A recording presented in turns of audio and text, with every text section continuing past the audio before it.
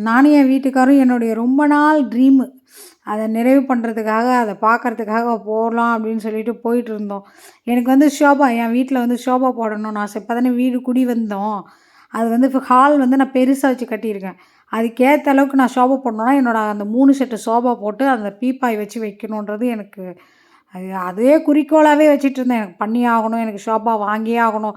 கம்மிலலாம் நான் வாங்கவே மாட்டேன் அப்படின்னு சொல்லி. அப்புறம் இங்கே சுத்தி சுத்தி பார்த்துட்டு இருந்தேன். எல்லாமே ஓவர் ரேட்டா இருந்தது. அந்த மாரி 3 செட்டு சோபா எனக்கு வேணும். ஒரு பெரிய செட்டு ஒண்ணு, அந்தாண்ட ஒரு சேர் மாரி, இந்தாண்ட ஒண்ணு வைக்கணும் ஒண்ணு. இங்கெல்லாம் பார்த்ததும் எனக்கு ஒண்ணும் சுத்தப்படல. சரி வா இன்னும் 2, 3 கடைக்கு போலான்னு சொல்லிட்டு அடுத்தது டார்லிங் போனோம். அங்க போனா, ஐய்யயோ! ஒரு ஒரு ஷோபாவுமே எவ்வளோ ரேட்டுக்கு வச்சிருக்கானுங்க.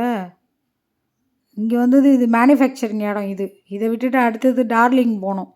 அவனுங்க ஃபர்ஸ்ட்டு குவாலிட்டி மட்டும் தான் வச்சிருக்கானுங்க. 1,50,000 80,000 அப்படி வச்சிருக்கானுங்க.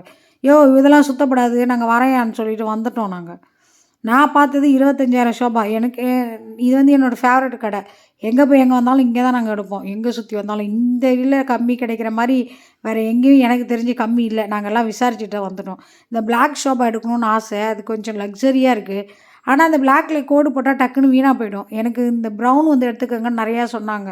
போற கடைகள்ல எல்லாமே அததான் சொன்னாங்க. இந்த மாரி துணி வச்சது எடுக்கிறது தான் சேஃப்ன்னு சொல்லி. இது வந்து கிழியாதுன்னு சொல்லி. சரின்னு ஓகே அதையே குடுத்துட்டு ஒரு பீரோவும் ஆர்டர் குடுத்துட்டு வந்துட்டோம். ஈவினிங் வந்து 6 மணி வாக்குல கொண்டு வந்து இறக்கிட்டாங்க. பீரோ 1, ஷோபாவும் 1. பிள்ளைங்கலாம் ஒரே குஷி ஆயிடுச்சு. ஐ ஷோபா, ஷோபான்னு சொல்லி. நின்னுகிட்டு இவ்ளோ பெரிய ஹால் கட்டி ஒரு ஷோபா இல்லன்னா எப்படி? நின்னு நின்னு காலே எனக்கு வலி எடுத்துச்சு. வந்தா டக்குனு உட்கார்றதுக்கு ஒரு ஷோபா தான் மெயினா தேவ. எது எடுக்கிறயோ இல்லையோ ஷோபா தேவையே தேவ.